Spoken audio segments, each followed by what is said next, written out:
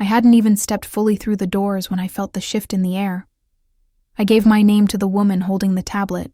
Crisp white linen suit, tight bun, perfect posture.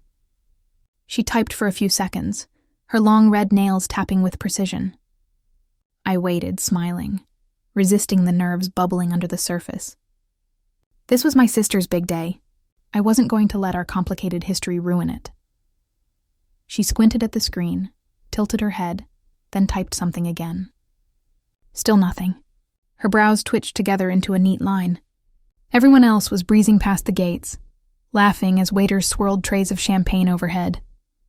A cousin I barely liked strutted past in gold heels, staring at me like I didn't belong. "Sorry," the woman finally said, tone clipped but polite. "We don't seem to have you on the list." I blinked. Thought maybe I misheard. I'm her sister, I said, my voice cracking like the first line of a bad play. Mia Brighton. Maid of honor. I chuckled, hoping she'd laugh too and correct herself. She didn't. Right. "You might want to check with the head planner, or maybe with the family," she offered, eyes already darting behind me toward a group approaching.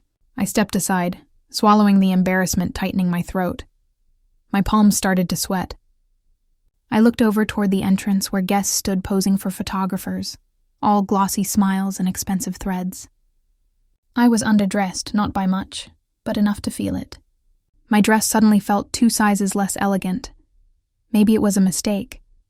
Maybe the coordinator just hadn't updated the file. Maybe my sister forgot to send over the final attendee list. I told myself all that, again and again, until I called her name, softly at first. "Julia!" And she turned. We locked eyes. Something in her expression flickered. She glanced at the hostess screen. Then she looked away like she hadn't seen me at all. I stood there for a second too long. Long enough to see our mother on her arm, whispering into her ear and pulling her toward the ballroom. Long enough for 2 men in suits to walk past, giving me a glance that said I wasn't supposed to be here. The staffer shifted uncomfortably and offered again, more firmly now. "You can check with—" "It's fine," I cut in. My voice was low. I smiled, even though I could feel my face trembling from the inside. This must be a misunderstanding, but it wasn't. I knew it wasn't, not when I looked down at the RSVP email on my phone, the one I got weeks late and without a +1, and saw the marked status as pending, not confirmed. Not even declined. Just ignored. I turned slowly away, feeling the pit in my stomach sink to my feet. I could hear murmurs from across the courtyard. Laughter. My uncle's booming voice telling someone how proud he was of Julia, carrying the family name with grace. I wanted to throw up, and still, some stupid part of me hesitated at the parking lot, like maybe someone would come running after me, like Julia would appear breathless, horrified, telling me it was just a misunderstanding, telling me she wanted me there. But no one came. So I sat in my car, gripping the steering wheel like it might anchor me. And then I laughed, a dry, nearly silent sound, because this wasn't new. This was just the most elegant, expensive version of the exclusion I'd lived with for years. The flashbacks came in waves, the birthday, dinners I hadn't been invited to because you lived too far, the family group chat I'd been quietly removed from, the promotion dinner Julia had when she forgot to mention I'd helped rewrite her resume. All those little betrayals added up. And now here I was, in full makeup, brushed hair, heels that still blistered, turned away like a stranger, like an outsider, and maybe I had been for a while. That was the moment something settled in me. Not bitterness, not rage. Just clarity, cold, steady clarity. I wasn't going to beg to belong anymore. I was done hoping someone in that family would finally see me. What they didn't know was that behind the silence, I still had a card to play. A very expensive, legally binding one, and they wouldn't see it coming. Expand next section when ready. A week before the wedding, I got the invite, if you could even call it that. It wasn't mailed, handwritten, or even sent directly to me. It came from my cousin Liz, who texted, "Hey, your mom said to forward this to you. It's for Julia's wedding." Attached was a generic evite from a free website, complete with glittery gold fonts and RSVP buttons that didn't work. There was no "Dear Mia," no mention of my name, not even a line about +1s or seating. Just the time, date, and venue, like a casual open house. I stared at it for a long time. The message was clear. You're an afterthought. Still, I opened the family group chat to see what I'd missed. Photo after photo showed my mom and Julia touring the venue, holding up swatches of blush and cream, standing next to a cake that looked more like a luxury sculpture than a dessert. One post from my mother read, "So proud of our girl. She's everything a daughter should be." 56 hearts. 0 mentions of me. I turned off the screen and pressed my phone to my chest. That night, I called Mom just to check in. No mention of the invite. I figured maybe she'd bring it up on her own. After 3 rings, she answered, sounding breathless and elated. "Oh, Mia, everything's coming together so beautifully. You should see Julia's dress. She looks like something out of Vogue." I forced a smile. "I got the invite from Liz." There was a pause. "Oh, good." She didn't apologize for not sending it herself. "We weren't sure if you'd be able to come, but of course we'd love to have you there. Just keep it simple, okay? No need to overdress. It's her day. Keep it simple." "Of course." I swallowed everything I wanted to say and told her I'd be there. Because despite everything, despite all the years of feeling second best, some part of me still wanted to be included. I wanted to believe I could show up and things could be okay. That Julia might flash that smile she used to give me when we were little and whisper, "I'm glad you came." I wanted belonging so badly it embarrassed me. Growing up, the favoritism was never subtle. Julia got the new bedroom when we moved. I got the one without a door. She went to dance camp. I babysat every summer. She crashed Dad's car twice. He paid for repairs without a word. I cracked a headlight and I didn't see my phone for 6 months. When Julia got an internship through one of Mom's friends, the whole family had a backyard party. When I landed a job straight out of college, no one asked about it. Not once. I stopped waiting for their excitement. The worst part? Julia wasn't even cruel about it. She was just indifferent, like life had always been lined up to serve her, and she didn't even question it. Why would she? That week leading up to the wedding, my social feeds were full of pastel dinners, custom robes, bridesmaid spa days. Not once was I tagged. I wasn't even sure if I was in the wedding party until I asked Liz, who said, "Oh, I think it's mostly her work friends. You know how your mom is about image." Right. Image. Still, I went shopping that Thursday. Chose a pale blue satin midi dress, elegant but understated. It felt like something I'd wear if I were important but without drawing attention. I even paid extra for same-day tailoring. As I stood in the fitting room, smoothing the fabric over my hips, I stared at my reflection. I wasn't flashy like Julia. I'd never had that effortless kind of charm our mom adored. But I was kind, consistent. I'd spent years forgiving things no one thought they needed to apologize for. The missed birthdays, the comparison jokes, the quiet digs, and maybe I'd wear that too, my restraint, like invisible armor. At the register, I bought a small silver charm bracelet for Julia, the kind we used to dream about when we were younger. I had one once, but it broke. I thought maybe this would be a reset, a peace offering, something tender between sisters, even if everything else felt stiff and distant. That night, I packed it all carefully into a garment bag and placed the bracelet in a velvet pouch. I imagined the smile she'd give me when I handed it to her. I imagined her thanking me, maybe even hugging me. I didn't know then that I wouldn't even get close enough to try. Expand next section when you're ready. The day before the wedding, my cousin Liz called out of nowhere. I was in the car, balancing a coffee and rushing back from the tailor, when her name popped up. Honestly, I thought she was calling to talk dresses or confirm carpool details. But the moment I answered, her voice was low, hesitant. "Hey, Mia," she said. "I just wanted to give you a heads up." I gripped the steering wheel tighter. "Okay, heads up about what?" She sighed. "I overheard your mom talking to some of the planners earlier," she said. "This is Julia's weekend. Let's not let Mia make it about her." The words hit me like a slap. Not even surprising, just sharp confirmation of what I'd always suspected. Not her weekend. Like I was some storm cloud. Furniture you move out of the shot. She really said that? I asked, quieter now.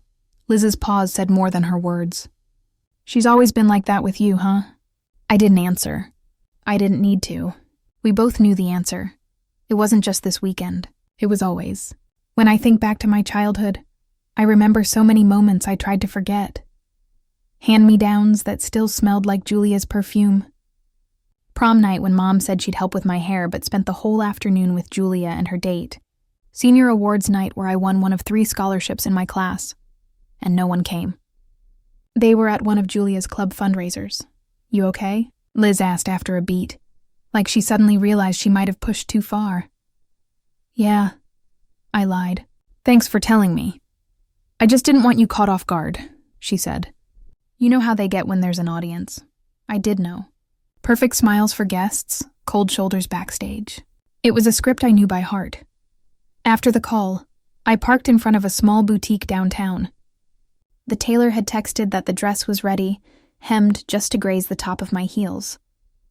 I walked in and tried it on again, just to be sure. It fit beautifully. Soft but strong, blue-gray satin with a clean neckline and a flow that made me feel put together, but not loud, like someone who had class, not something to prove. I turned to the side in the mirror and caught my own eye. I looked like someone who deserved to be there. And maybe that was enough for now. Not to expect grace from them, but to carry it in myself. Before I left the boutique, something caught my eye near the register.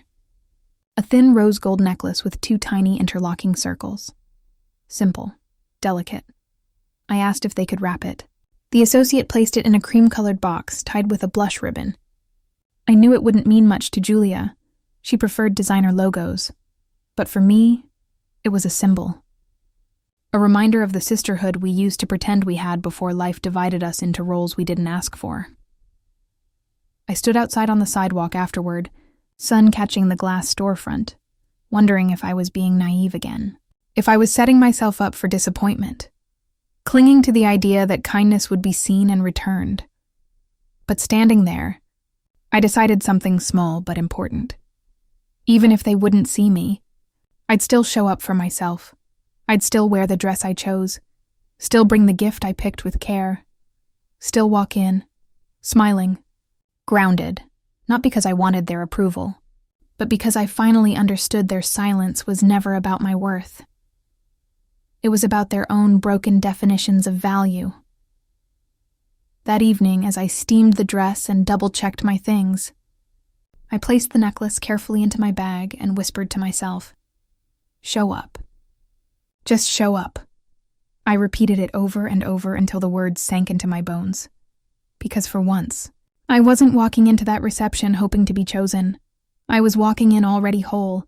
Expand next section when ready. I arrived 15 minutes early, just in case. The ceremony was set in an open-air garden behind the estate, rows of white chairs under a canopy of paper lanterns. Golden light spilled through the trees, casting everything in that dreamy kind of glow people pay photographers to capture. For a moment, I stood at the edge of it all and took it in. How beautiful it was. How far from my own world it felt. I scanned the guests. Most were already seated, chatting politely, champagne glasses in hand. Some glanced at me and smiled awkwardly, the kind of smile people give when they think you're part of the staff. I looked for someone. Anyone who'd saved me a seat. But nearly every row had been strategically claimed. Purses, jackets, even floral programs strewn across empty chairs. I walked down the aisle slowly, checking for a spot where I might squeeze in without drawing attention. No one moved their things. I ended up near a side pillar, standing like an extra in someone else's movie. I tried not to let it sting, tried to tell myself it wasn't personal, just oversight. But I couldn't ignore how a woman 2 rows ahead whispered something to her husband and tilted her head toward me. He turned. They both laughed lightly, then turned back around. A server passed by with a tray of cucumber water. I reached for one. "Oh," he said, startled. "I thought you were also... Sorry, I thought you were one of us." I gave him a tight smile and took the drink anyway. Then I saw my mother, flawless in a pastel gown that probably cost more than my month's rent. She was fussing with the flower girl's sash. Julia stood beside her, glowing in white lace, surrounded by bridesmaids, all matching in dusty pink. I'd worn blue. No one told me there was a color theme. Our eyes met.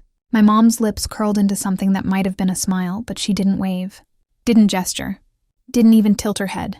She just turned back to Julia, as if I'd never been there. The music started. People rose. I tried to disappear behind a column. I wasn't in the program. Not in a row. Not acknowledged. Just floating there, forgotten in a sea of curated family portraits and Pinterest plans brought to life. The whole ceremony passed like a movie on mute. I barely remembered the vows.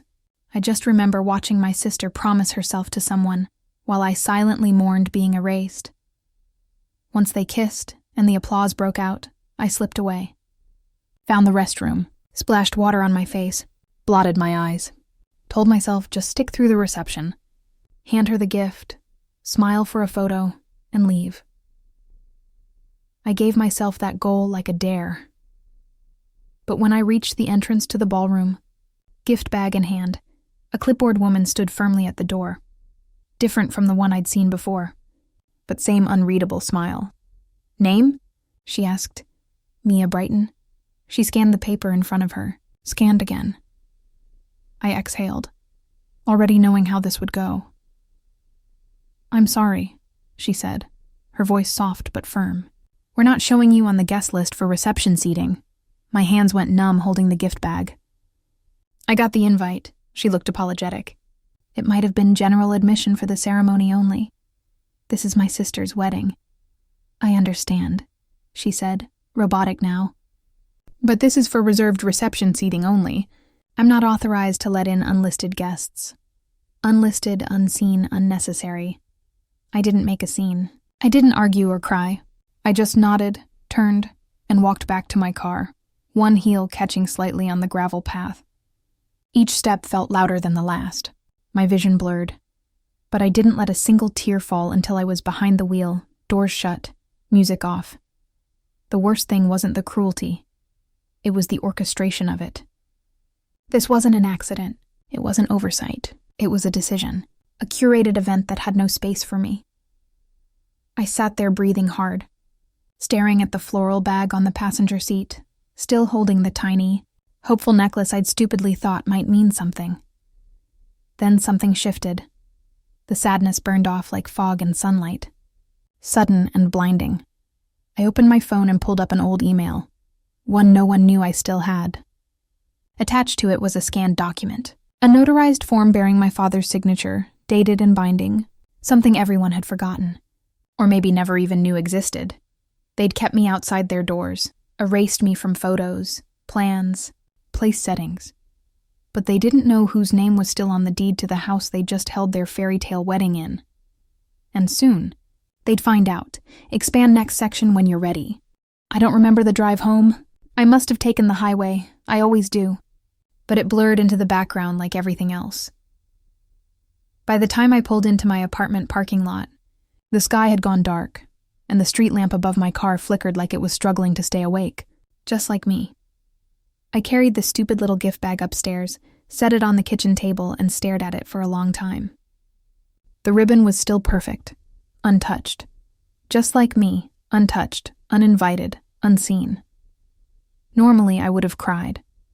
Cried and eaten something sweet and drowned in questions like, why do they hate me? How did I let it happen again? What's wrong with me? But I didn't cry. I sat on the couch, shoulders still tight with embarrassment and shame, and just breathed. Everything in me felt hollowed out, but inside that emptiness, there was a stray thought, they won't get away with this, and it echoed. I pulled my suitcase toward me, unzipped the side pocket, and reached for something no one else remembered I had. A key. Worn, slightly bent on one edge. Attached to it was an old leather fob with handwriting smudged from time. Dad's study. I held it for a long time, rubbing between my fingers like a prayer bead. Then I opened my file drawer and pulled out a plain manila envelope. Inside was the truth I'd kept buried for years. My father's last act of protection. 3 years ago, just months before he passed, he invited me to lunch. Just me. I remember how strange that felt at the time. We sat in the back corner of a quiet cafe, and he didn't order food. He just sipped coffee. He looked older than I remembered him ever looking, like gravity had started pulling harder on his face. He didn't make small talk. He said, "I know how they treat you." I tried to brush it off, mumbled something about family dynamics, but he cut me off gently. "No, I'm not confused. I've watched you become invisible in this family, not for lack of trying, not for lack of love, but because your mother and Julia, they decided long ago what roles we all had to play. I stayed quiet to keep the peace, and I was wrong for that. That was the first time I saw his eyes well with tears. Then he handed me an envelope, smaller than the one I was holding now. Inside was a notarized amendment to his estate plan. He had moved a property, the old family house, the one Julia just threw her royal wedding in, out of the shared estate. Instead, he placed it in a trust controlled only by me. At the time, I'd begged him not to do it. Said it would start a war, and he'd smiled, sad and worn out. Some truths are worth a war. When he passed, I quietly met with his lawyer and followed through. The title shifted. No announcements, no drama. I let my mother handle the funeral. I didn't fight her when she made it her show. I thought, maybe if I stay gracious, they'll change. Maybe grief would bring us closer. But grief only made their favoritism louder. And now, they'd crossed the one line I didn't even know I still had. Humiliating me, deliberately, in front of people. Like I wasn't their blood. Like I never mattered at all. They thought I'd stay silent. Like always. They'd hosted a wedding in a house that didn't belong to them, posed for pictures on my father's lawn, made toasts in the garden he'd built with his bare hands, the one he told me as a kid I'd walk through on my wedding day. Letting them take control of that space was the last concession I'd ever make. I looked down at the documents now, spread across my glass dining table. Proof of the trust, recent valuation reports, and the formal revocation clause I'd just signed with my own lawyer last month for tax purposes. The timing was poetic. 3 weeks to vacate. 30 days to remove any personal items. Immediate cancellation of future events unless cleared by me. It wouldn't erase the sting of being turned away like a stranger, but it would finally return the balance. Not out of revenge, but out of truth. And truth, as my father once told me, is not meant to be buried under guilt. I wasn't the lost daughter. I was the one who held the foundation. And they were about to remember that. Expand next section when you're ready. I didn't sleep much that night. I lay in bed staring at the ceiling, the edges of the past and present blurring around me. My father's voice kept replaying in my head, soft, steady, always trying to keep the peace even while everything cracked around him.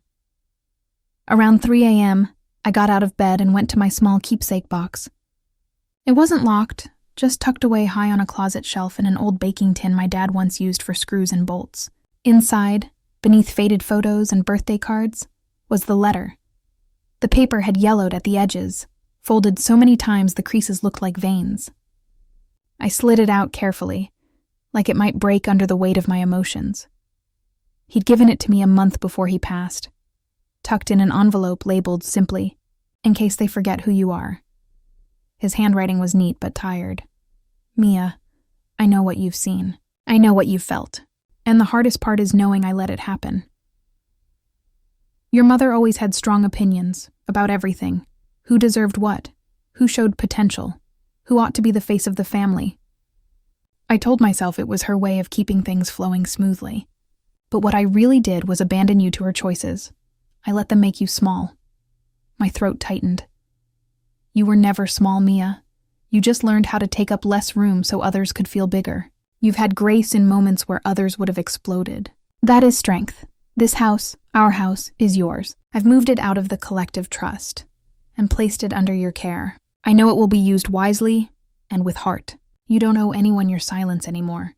Use it if you need it. He'd signed it without flourish. Just love, Dad. They never knew about this letter. I never told them. When he died, I sat across from my mother at the lawyer's office and listened as she rattled off plans for renovations, a guest suite for Julia and her boyfriend, space for a home gym. I said nothing, heart pounding the whole time. His lawyer glanced at me once, then gently handed her a summarized version of assets, one that left out the trust transfer he had documented separately. I could have spoken up then, but I didn't want to spark more war, more sharp-tongued comments or family fractures. Deep down, I still believed maybe if I just kept being understanding, just stayed quiet a little longer, they'd come around. Instead, they took everything, not just the house, but the narrative. Julia made it her home away from home. My mother hosted Easter brunches, charity teas, engagement photo shoots, all on grounds they never owned. And for years I let them, because peace seemed worth more than pride. But standing in front of that wedding venue, hearing the quiet cruelty in a hostess's voice, and seeing my sister, my own flesh and blood, look away like I wasn't even there, something in me snapped clean. I reread my father's words again, this time aloud, the old tin in my lap, morning light just beginning to creep through my blinds. You don't owe anyone your silence anymore. No, I didn't. I picked up my phone and scrolled to my lawyer's number. Julia had used him briefly when she almost bought a condo in the city but backed out last minute. He knew the family history but never got involved in the drama. That's why I kept working with him. It rang twice before he answered. Mia? Hey, I replied calmly. I'm ready to execute the revocation clause. Full control. Immediate notice. I want something official delivered by Monday. There was a pause. Are you sure? For a long time I hadn't been, but now, I'm sure. Because after years of being erased, excluded, and dressed up in guilt, I finally understood something no one in that family ever taught me. Being quiet doesn't mean you're weak. It means you're watching. And now, it was my turn to be seen. Expand next section when ready. The after-party was held 2 days after the wedding. A calm, patio-lit affair that screamed legacy. Everything about it looked polished. String quartet playing soft jazz, champagne towers, even monogrammed ice cubes melting into whiskey glasses. Julia's thank you dinner was held on the back lawn of what they all affectionately called the house. My father's house. If someone had dropped in from the sky, they'd think this place had always belonged to Julia. Her framed engagement photos lined the hallway. My mother kept telling everyone we'd held on to the family heirloom property, despite the rising market. Guests murmured, impressed. Someone clinked a flute and toasted, to generational wealth and beautiful brides. I wasn't there. Of course not, but I knew exactly what was happening. Because the paperwork had been submitted that morning, right at 9:01 a.m. My lawyer had moved quickly, finalizing the revocation clause of the family use agreement and filing a pre-listing application. By 6 p.m., there was a call. It came during toasts.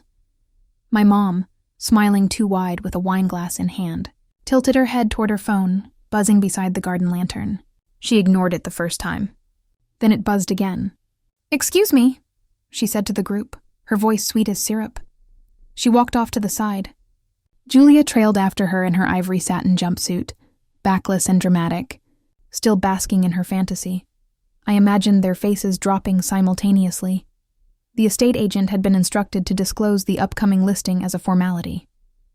Since the trust was independently held, and now fully revoked for shared access, the property had reverted to me, and only me. The voice on the line was polite, even thrilled. "Yes, I'm calling to confirm the seller's signature has just come through on the Riverview estate file. I understand there are tenants currently occupying the space. We'll need to schedule a walkthrough. Are weekday mornings better for them?" My mom didn't even respond at first. She just blinked. "And Julia?" She began shaking her head like she could undo it. "But there must be a mistake," my mother said, her tone sharper now. "This home belongs to the Brighton estate. It's family held. It's ours. We hosted a wedding just this week." "I'm afraid not," the agent replied. "The deed title was legally shifted into private trust ownership 3 years ago. It's no longer considered a collective asset, but a private one, with one trustee and one signatory, Amia Brighton." They hadn't said my name out loud in months. Now it filled the air like a thunderclap under silk. Julia turned pale. Her hands shook as she took the phone, pressing it against her ear like she could somehow erase what she'd heard. She wouldn't do this, she muttered, mostly to herself. She doesn't even want this place. She didn't even come to the reception. But she had to correct herself. I did come. They just shut the door. My mother tried again, but this time her voice was almost breaking. We need to resolve this internally. Surely there's been some confusion. Our daughter, Mia, she wouldn't... But that was the thing. I would, and I had, not maliciously. Not to punish, but to create boundaries they never believed I was brave enough to enforce. They thought kindness meant possession, that I was too soft to claim what was mine. They forgot that softness isn't the opposite of strength. It's just quiet about it. Back at the party, the murmurs began. Julia's friends stepped away awkwardly, sensing something wrong in the Queen's court. My cousin Liz caught on fast, quietly texting me, "Did you do something? Because your mom is spiraling and I'm kinda clapping." I didn't reply. I just opened my balcony door, let the breeze roll in, and watched the horizon. Somewhere down the hill, the place they stole from me was waking up to the fact that I was no longer willing to be a footnote. I'd entered the story again. This time, in bold print. Expand next section when ready. 2 days later, the knock on the door came right after breakfast. Julia had just finished a photo shoot on the staircase, more post-wedding content for her feed, titled, "New Wife, Same Castle Vibes." My mother was in the kitchen, wearing one, of her silk robes and stirring tea like she did when she wanted to feel composed. Neither of them were remotely prepared for who was standing on the porch. It was David, my lawyer. Perfectly pressed suit, a warm but unreadable smile, and a leather briefcase tucked under his arm like a velvet hammer. He was polite, always had been. But he had a way of speaking that left no room for argument. "Good morning," he said. "I represent Mia Brighton. I believe you know her." My mother blinked at him like he was speaking in riddles. "Of course we do. What's this about?" He stepped inside calmly, holding out a manila envelope. "I'm here to serve formal written notice. The trust controlling legal rights to this property has been revoked, and per the updated terms, all current occupants are required to vacate within 60 calendar days." There was a silence so sharp you could cut it. I think you're confused," Julia started, eyes wide, a nervous laugh caught in her throat. "We live here. This is our family's home. It's part of the estate." David gave her that same neutral smile. "Actually, it was. Your late father listed it under a separate trust just over 3 years ago. A private one. The trust named Mia Brighton as sole beneficiary and trustee. It's not part of the shared Brighton estate." "This is ridiculous," my mother snapped. Her voice cracked near the end. "Mia let us use the place for years. If that was true, she would have said something." "She did," David replied evenly, opening the folder. "Mia signed an annual occupancy waiver, allowing the property to remain accessible while she handled its upkeep privately. Those waivers were discretionary and can be withdrawn at any time. She has chosen, legally and within her full rights, to withdraw them." Julia sat down on the antique love seat, like someone had kicked her in the stomach. "She waited until the wedding was over. She waited so she could humiliate us." "She waited," David said, tone firmer now. "Because for years, she allowed peace to keep her quiet. But exclusion has a cost, and it appears you've finally spent it." My mother stood at the edge of the staircase, leveraging her posture like she was still running a boardroom. But even she couldn't hide the slight tremor in her hand. "This can't stand. She's being vindictive. This is revenge." David looked at her like a parent might look at a child refusing a lesson. "No, ma'am. This is accountability, and it's long overdue." They didn't speak after that. He placed the documents gently on the foyer table, where I once left birthday cards they never read. He gave them both copies of the legal notice with a timeline. 60 days. No exceptions.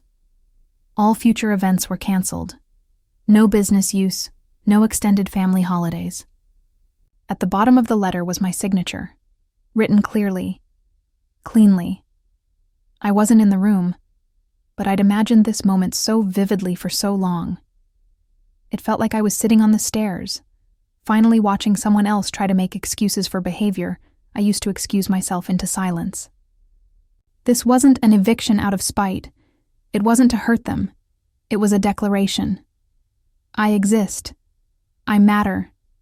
And I am done being quiet about it. Later, my phone buzzed. This time it was a message from my mother. Not a call, just a cold, hard text.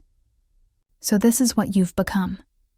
My fingers hovered over the screen for a long time before I replied. "No. This is who I've always been. You just couldn't see past Julia long enough to notice." I didn't get a response. That night, I took the long way home from work, drove past the estate. The garden lights were off, the music gone, just the shell of the story they tried to write without me. And for the first time in years, I didn't feel like the ghost in someone else's family. I felt like someone reclaiming her inheritance, not just in bricks or deeds, but in dignity. Expand next section when ready. I opened the invitation again, even though I'd memorized every line. It was still there, in my inbox, dated 3 weeks before the wedding. Subject line: "You're invited to Julia and Ryan's big day." The digital glitter danced across the screen, mocking how personal it pretended to be. I had RSVP'd within hours. Clicked yes. Even left a note in the little comment box. "Looking forward to celebrating Julia. Let me know if you need a hand with anything. Love, Mia." I'd even CC'd Mom and Julia, just to make sure they saw it. They saw it. Later, during a follow-up conversation with the venue's coordinator, after all the legal stuff had reached them, she'd pulled me aside. We spoke over the phone, and her voice held that carefully professional tone, like someone tiptoeing through a field of emotional landmines. I just wanted to say I'm really sorry. I assumed everything was clear, but when I asked about your guest list status, well, she hesitated. "It's okay," I told her. "You can tell me. I just want the truth now." She took a breath. "Your sister and your mother instructed us to remove your name. They said something like, 'She makes the energy tense. Let's avoid unnecessary drama.'" My chest went cold. They told her I made people uncomfortable. As if I hadn't spent my entire life trying to keep the peace, trying not to be the problem. As if I'd ever once raised my voice or caused a scene. I was the one who stayed quiet at every family dinner, who swallowed the awkward silences, who smiled through being interrupted, who left early to cry alone. I made people uncomfortable. They excluded me not by accident, but by decision. They looked at my RSVP, my small olive branch, and they set it on fire behind closed doors. They rewrote reality again, casting me as the unstable one, the edge case, the eyesore in their perfect family photo. And the worst part? Until now, I'd believed some part of it. Maybe I had been too serious, too sensitive, too hard to include. That's what they always implied. That my feelings were too loud, even when I kept them inside. But this wasn't sensitivity. It was betrayal. By design, I thought back to the look Julia had given me when we locked eyes outside the ceremony. That flicker of recognition, the way she turned away, not surprised, not apologetic, just alert. Like someone who knew she'd gotten her way. Of course she wouldn't acknowledge me. I wasn't supposed to be there in the first place. She and Mom had ensured that. I sat there, replaying the whole thing in my head, and instead of crying, I felt lighter. There was no more guessing, no more trying to mold myself into someone they might finally accept. They didn't forget me. They removed me, and now they'd be the ones adjusting. Not out of vengeance, but because I'd finally stopped asking for permission to exist in a place my father meant for me all along. Expand next section when ready. 3 weeks later, the billboards went up. They were impossible to miss. White with bold, embossed letters that read, "Legacy Matters, the Charles Brighton Foundation Launch Gala, hosted at Riverview Manor." That was the house's formal name, rarely used outside of legal paperwork. But now it glowed across highways and local magazines. An RSVP link followed beneath, alongside the words, "This time, Every seat is earned. The shock hit exactly where I meant it to. The gala wasn't just an event. It was a reclamation. I hadn't thrown it out of spite. I hadn't chosen revenge disguised as generosity. This was something my father and I once dreamed about in the small ways we shared time. A scholarship fund, a restoration initiative, a quiet effort to give back using what we'd built. Back then, the idea had felt too big for me. But now, the timing was perfect. I walked into the manor 2 days before the gala with the event team. The vines were trimmed, the marble floors polished. Dad's old study had been refreshed into a screening room with framed photos of him throughout the years, some formal, some awkward and sweet, and beneath them, a plaque I had personally commissioned. For the man who saw quiet strength and never asked it to shrink. Tables were being dressed in navy and silver. Guests trickled in from the RSVP list, local officials, former business partners of my father, writers, community leaders, professors from the college he once donated to. People who remembered him for what he gave, not just what he owned. And they were coming to honor his legacy through the lens he would have loved most. His daughter taking her seat at the table, not asking permission. Media coverage picked it up within 48 hours, and that's exactly when it hit my family. My cousin. Liz was the first to text. Are you hosting a gala at the manor? Also, side note, can I come? Because this looks incredible. Then came the call from a blocked number around midnight. I didn't answer. A voicemail followed. My mother's voice, clipped and nearly unrecognizable beneath her forced composure. Mia. I just saw the... whatever this is. Whatever you're doing with the house. I think we need to talk. This doesn't reflect well on the family, and your father would never want to make a spectacle of private matters. I sat there listening in my robe, barefoot on my kitchen floor, sipping tea. They still didn't get it. This wasn't a spectacle. It was a spotlight, something they'd hoarded and filtered with strict, tight rules for years. But now I was choosing who stood in it, and they weren't on the list. The night of the gala, the estate looked like something from a magazine, just not Julia's. Someone handed me a glass of white wine and ushered me toward the front staircase. The afternoon sun lit the room gold as guests applauded. I stepped up, heels echoing against the polished floor my mother once said I'd never need to walk. "You'll always have a seat at someone else's table," she said once. Now here I was, behind the podium, at my table, my house. I tapped the mic gently. "I want to thank all of you for coming," I began, my voice steady despite the knot in my throat. This house was built by my father, piece by piece, brick by brick, and for years it's carried stories, some of them beautiful, some of them painful.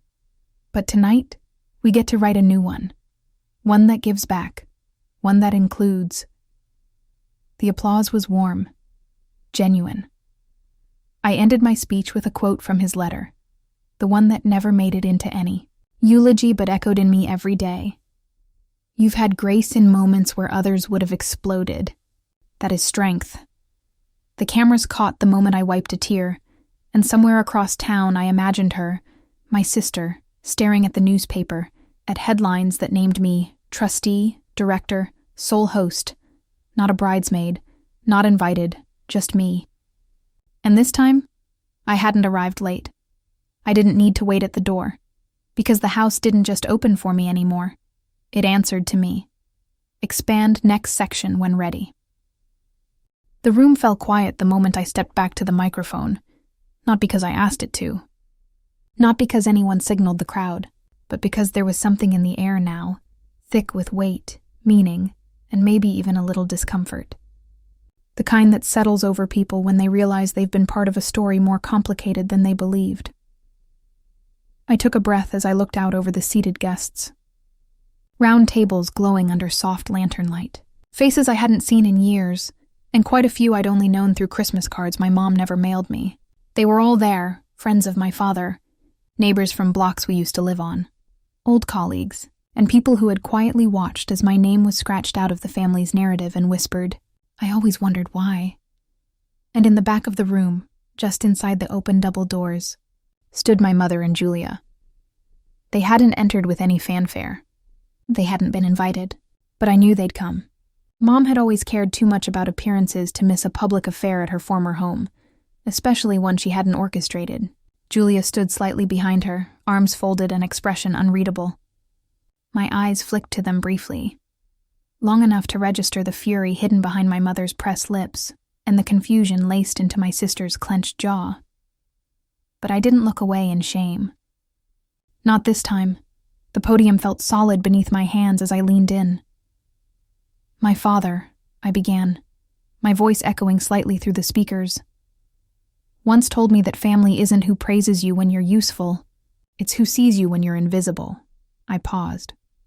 Someone near the stage shifted in their seat, leaning forward to listen closer.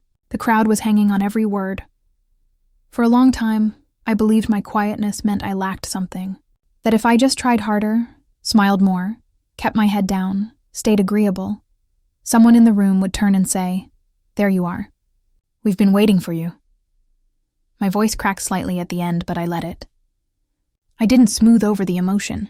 I let the vulnerability settle into the space naturally, like air returning to lungs after years of holding breath. But it never happened, I continued. And eventually, I stopped waiting to be seen, and started seeing myself. I could feel the tension in the room shift. People nodded slowly. One woman dabbed her cheek with a napkin she tried to pretend she wasn't holding. "This house," I said, gesturing behind me to the framed photo of my father mounted on the mantel, "was built with the hands of a man who never raised his voice, because he believed truth shouldn't have to yell to be heard. And for those of us who carry that kind of truth, quiet strength, let this be your reminder that you are not invisible." I looked down at the index card in my hand, the one I hadn't even looked at once since stepping up. Then I let it fall to the podium. I wasn't invited to the celebration that happened here a few weeks ago. I stood outside a door that should have already been opened to me, and wasn't. Not because of accident, but because of choice. Yet even so, here I am. I scanned the faces again. It wasn't about anger anymore. It was deeper. The kind of peace that only comes once you've walked through fire and come out clear. And I'm not here for applause. I'm here because I was never meant to be written out of the story my father left behind. And tonight, with joy in my heart and clarity in my voice, I will no longer sit quietly while my name is buried under someone else's crown. There was a moment, one perfect, breath-held second, when no one moved. And then the room erupted, not with forced polite clapping, with real applause, with the kind of energy that says, "We heard you. We felt that. And you mattered." I stepped back from the mic, heart pounding, as the music slowly faded in behind me. From the back of the room, I caught sight of Julia turning to leave, her face pale and frozen.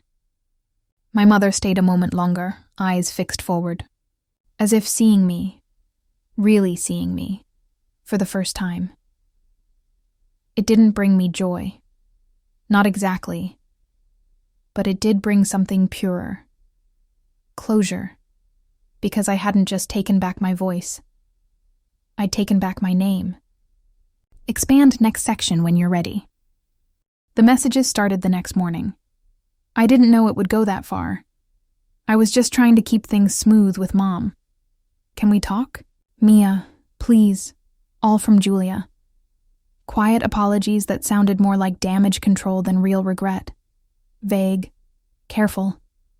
Never once using words like excluded or cruel or erased. Just soft admissions, like tripping over a root in a garden you never cared to water. I read them, then locked my phone screen without replying. It was too late to fix what she'd spent years pretending wasn't broken. Later that day, I drove back out to the manor. The final walk through before renovations began. I'd decided to donate the home to the foundation completely. It would become a women's leadership retreat and scholarship residency, a place for other women who'd been overlooked, dismissed, boxed out, to find room to breathe and expand. But first, I wanted to say goodbye. The halls were quiet now. Almost reverent, furniture covered in white sheets. Chandeliers dimmed to filters of light through heavy drapes. Each step echoed more than it ever did when the house was full of chatter and champagne and conversations I was never part of. I walked slowly. Through the downstairs hall, where Julia's rehearsal dinner had been held. Through the ballroom that once held a wedding I never got to sit. Through the dining room I used to imagine would hold our family holidays, all of us together, laughing, healed. That table had never held that kind of scene. Finally, I stepped into my father's study, still intact. He used to sit here at dusk. Lamp on, glasses sliding down his nose as he read. He always made room for me on the opposite chair, even if all I did was draw in his notebooks or ask questions about books I didn't understand. He never made me feel small, never distracted, never shooed me away. I crossed to his old desk and opened the drawer. Still there, an old photo of us, standing under the back arbor he built. I was 10, maybe 11. He was squinting from the sun, laughing, his hand on my shoulder. I placed it on the desk and whispered, "You saw me. I see me now, too." It was the truth. For the first time in my life, I didn't need validation from anyone in that house. I didn't need a seat at their table because I'd built a table of my own, one with space, one where every chair was earned but not weaponized, where presence wasn't conditional.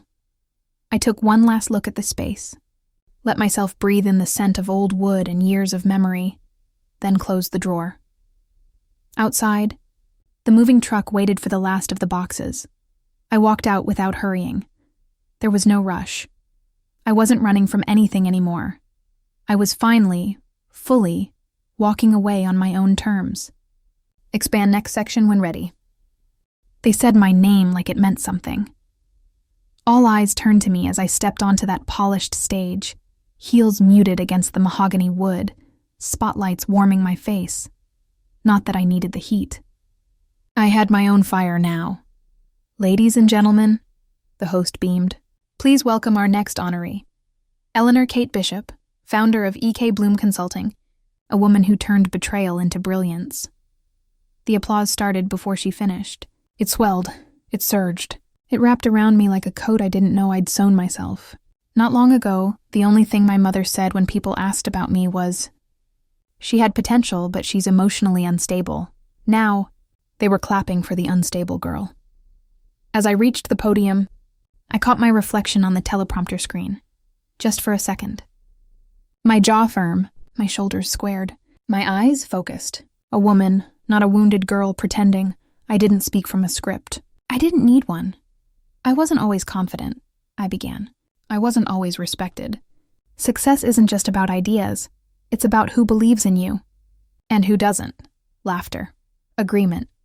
But sometimes, I continued, letting the pause linger, what they try to bury becomes what blooms the brightest. More applause. But I wasn't listening for it.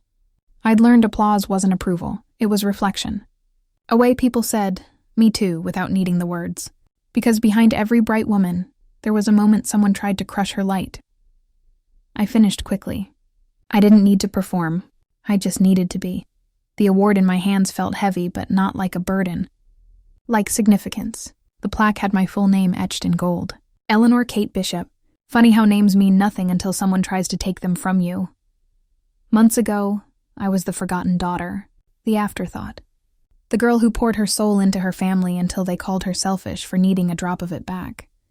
Now, I was someone you had to RSVP to speak to. Backstage, while others posed and networked, I ducked into a quiet hallway, craving a second to breathe. I pulled out my phone to silence it. That's when I saw it. The email subject line. "We'd love to reconnect, Ellie." It was from my mother. 6 months of silence. No calls, no apology, not even after my name hit the local papers. Not after my first big speaking engagement. Not after I made the Forbes list. She said my name then. Ellie. Like I was still 5 and tugging her skirt at church, begging for attention while she smiled at everyone else's daughters. I stared at it. The preview read, "Your father and I would love to talk. Maybe there's a way forward." I didn't open it. I didn't need to. I already knew what it would say. Some twisted version of "We're proud of you." even if we don't know why.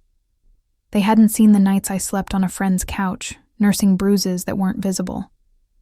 They hadn't seen me pick myself up alone, branding, pitching, cold calling strangers who were warmer to me than my own family had been. My hands were steady as I hit mark as unread. I wasn't ready to delete it, maybe out of habit, maybe out of caution, or maybe just to remind myself that closure doesn't always come with eye contact. Sometimes it comes in silence. I tucked my phone away and returned to the noise. The people who saw me now, not because I forced them to, but because I didn't need them to. That's when they want to look, when you've become someone unfamiliar.